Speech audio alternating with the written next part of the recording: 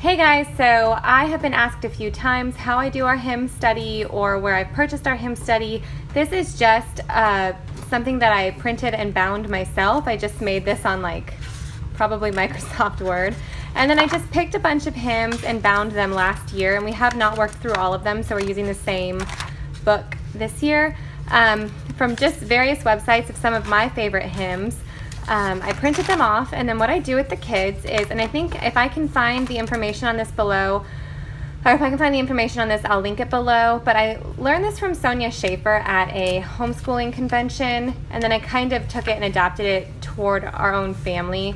So it's not necessarily the exact way that the Simply Charlotte Mason way of doing a hymn study, but they do offer one if you would like to go visit the website. Like I said, I'll link that below. So what I did was I just printed hymns that we love in our home, and I bound them. So each kid in our house has a hymn study book. And then what we do is we give a little brief history of who wrote the hymn, or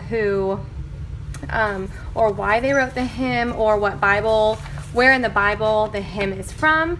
And I borrowed this from my pastor. This also has some of the hymns in it, but if it's not in here, then I just look it up online. Super simple.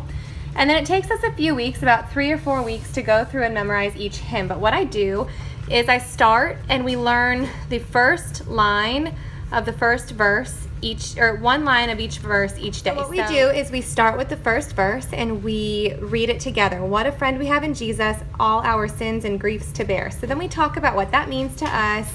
And then before we sing it, we tap it out together. So what a friend we have in Jesus.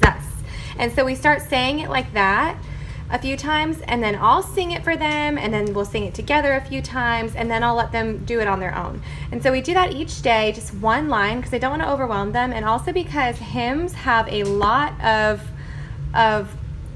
really a lot in each line. I don't ever want to blow through it because I want them to understand what it is that they're singing. That's why we take so long on it. So this will be day 1, this will be day 2, day 3, day 4, and then the next week we'll start again by singing what we remember and then adding lines as they can handle it. So like I said, because we do school 4 days a week, there's usually about 4 lines in each verse.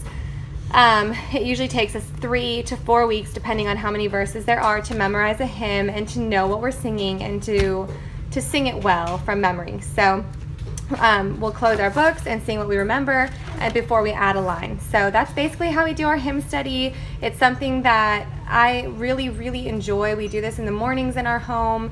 It's a part of our morning work, and it's something that I think starts us off on a great note each morning. And my kids remember, because we go so slow, my kids remember every hymn we learned last year, and they love to sing it together. And when we're singing one at church that they know, they get very excited. When one comes on, Pandora, that they know, I can hear them humming it. Often I just hear them humming them on their own because they're so used to hearing them, and they remember them, and so they'll just start humming them on their own, and I just really, really love it. So this is a part of our school that isn't a necessary part, but it's one of our favorite parts. If you do hymn study, let me know how you guys do it in your house, and I will see you tomorrow. Bye.